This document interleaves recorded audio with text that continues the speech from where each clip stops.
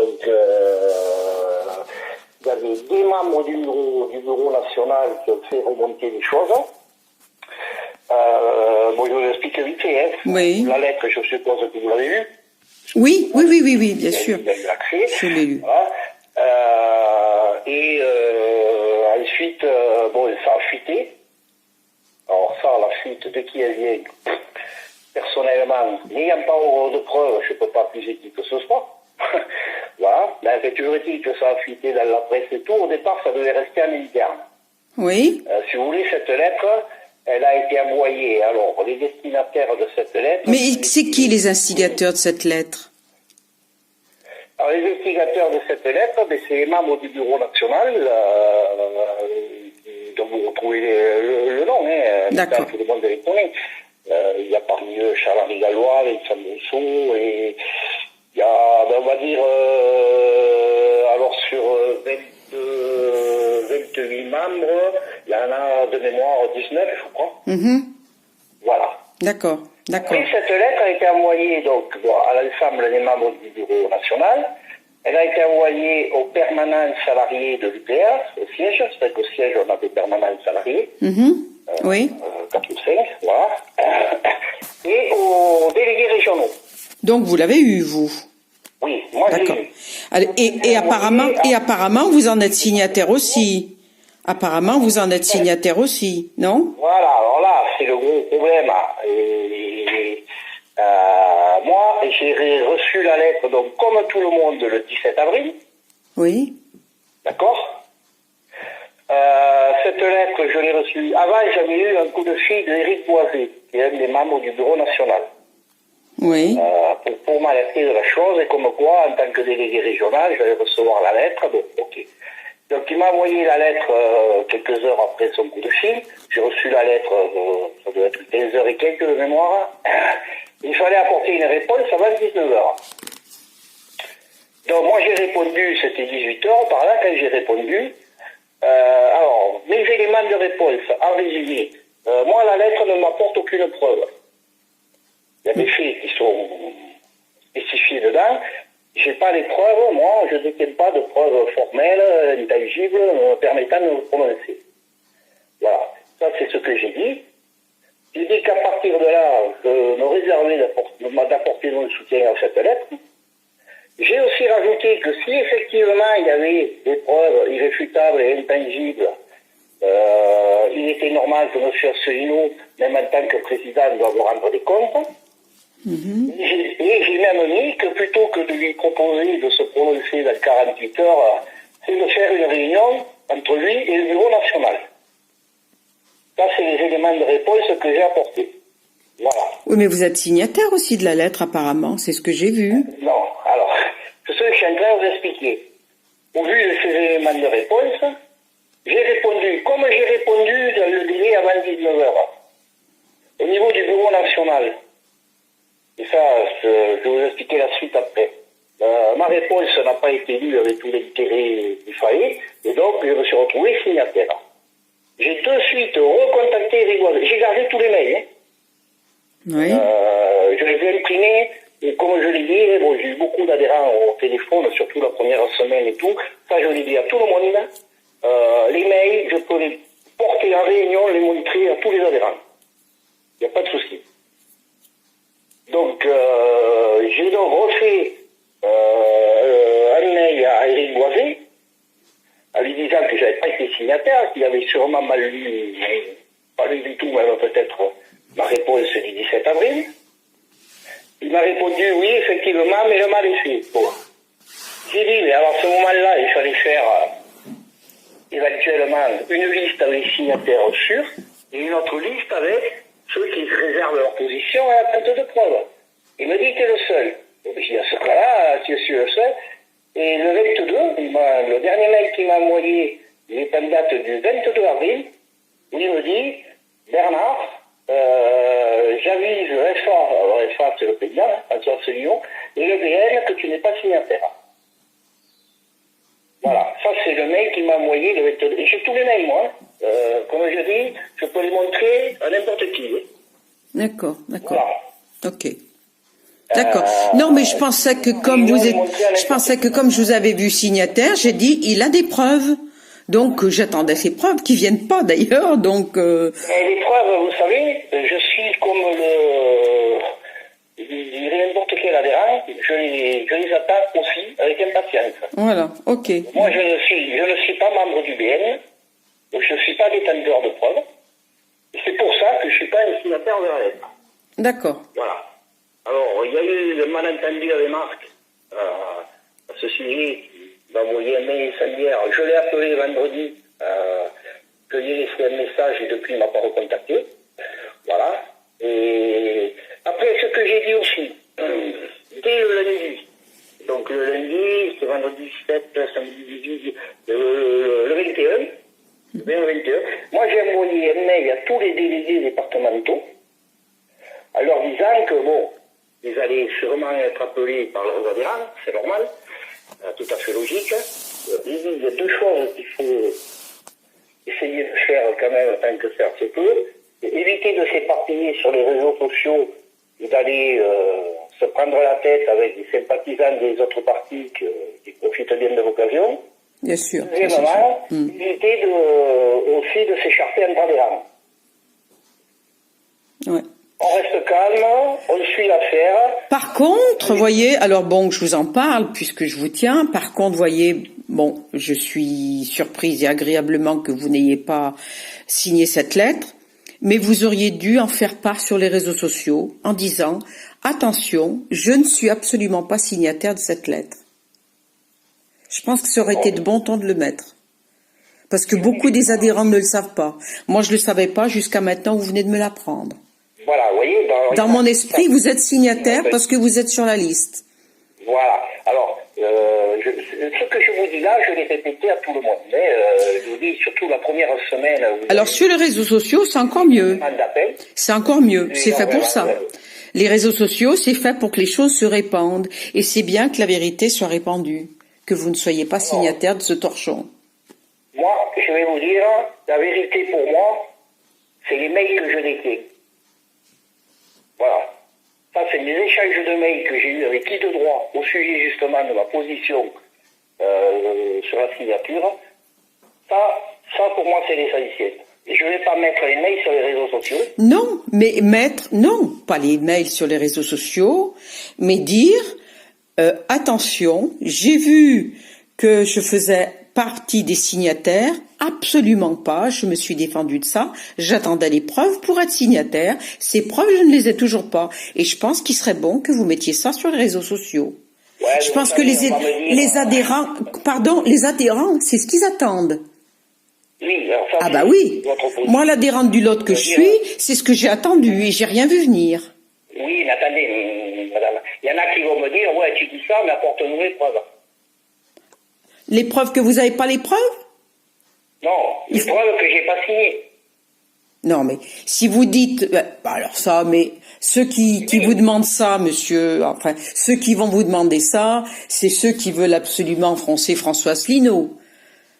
Non, pas forcément. Oh, moi je vous dis. Si vous démentez être signataire de cette lettre, bon. J'ai gardé tous les mails d'échange, donc je vous dis le dernier jusqu'au 22 avril. J'ai eu la dernière réponse d'Éric Boisé qui me dit j'informe le président et le BN que tu n'es pas signataire.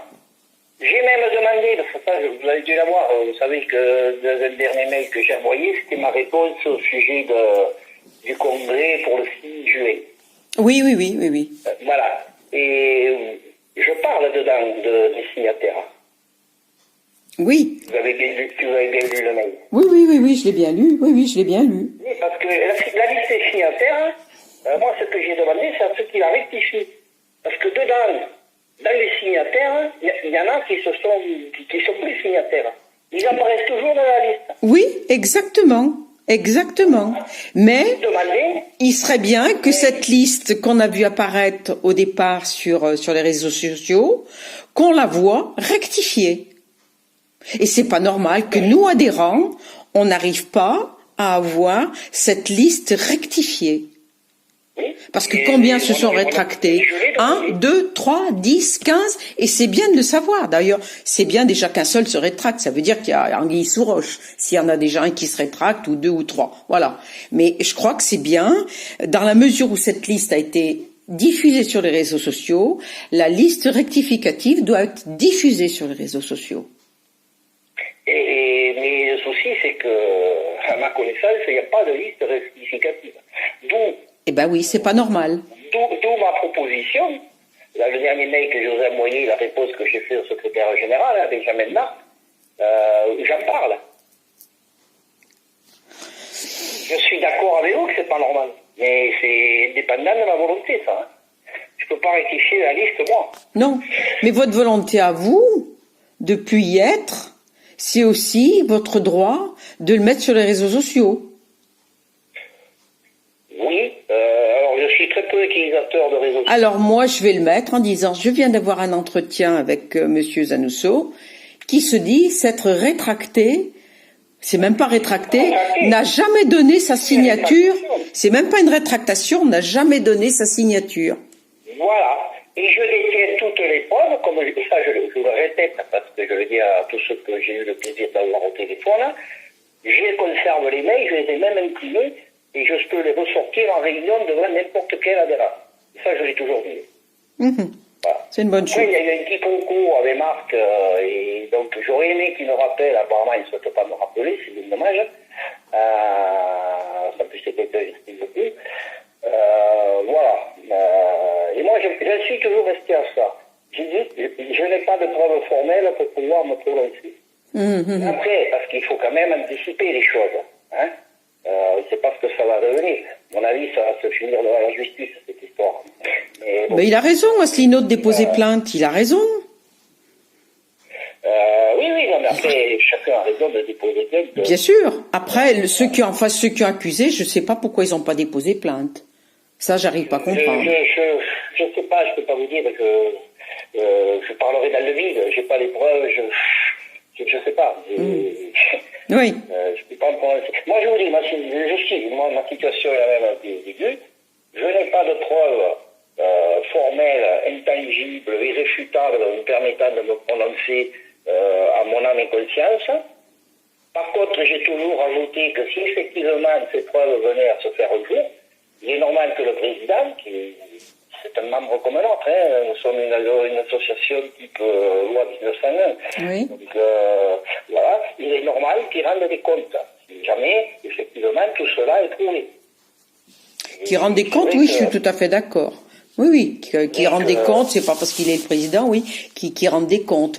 Mais dans cette lettre qui est assez violente, lui demander carrément de démissionner, là, sans explication, attendez, les gens ont tendance à oublier qu'il est quand même le fondateur de l'UPR, et que l'UPR sans Asselineau, c'est plus rien.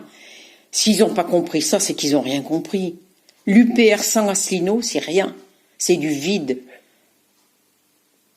Oui. Ah oui, puis ça, oui. Alors, qui veuille des pouvoirs ou je ne sais quoi, qu'est-ce qu'ils attendent pour fonder un parti? C'est facile. Asselineau l'a fait, qu'il le fasse, qu'il fonde un parti et puis qu'il salisse plus. Je ne pense pas que c'était là leur intention. Honnêtement. Ah bon? Je ne pense pas que c'était là leur intention. Sinon, ils n'auraient pas fait ça.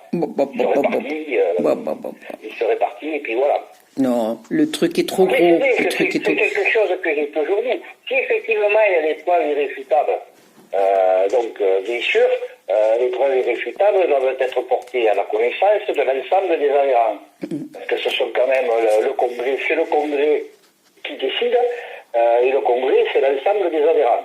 Oui. On est bien d'accord. On est d'accord. C'est l'ensemble des adhérents. Il faut avoir 6 mois de présence, être de la nationalité française. Voilà. Voilà, oui. C'est l'ensemble des adhérents. Donc, si preuve il y a, les preuves doivent être amenées à l'ensemble des adhérents, que chacun puisse se prononcer à son âme et conscience. Exact. Voilà. Exact. Sans preuve, il est difficile de se prononcer.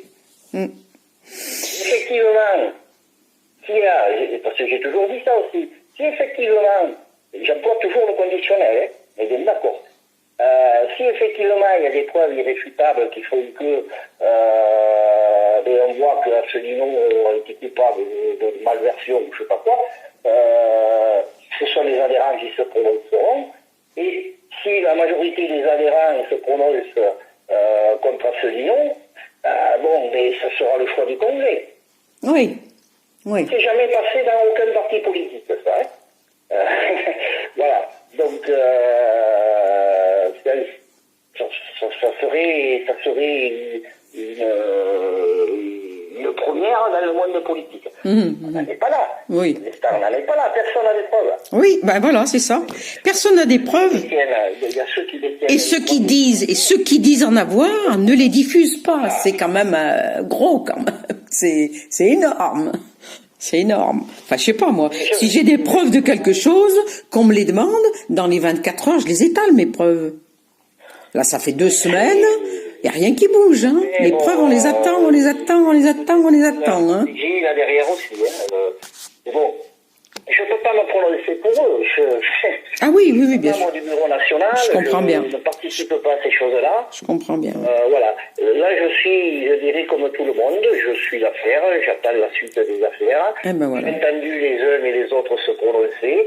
Bon, ma conviction, personne n'est réellement rentré dans le fond pour le moment. Donc, affaire à suivre. Ouais, voilà, affaire à suivre. Ok. Bon. Et voilà, je vous dis, les 2 choses pour moi qui sont essentielles, éviter d'aller se prendre la tête avec les sympathisants des autres partis sur les réseaux sociaux, parce que bien sûr, je suis d'accord, voilà.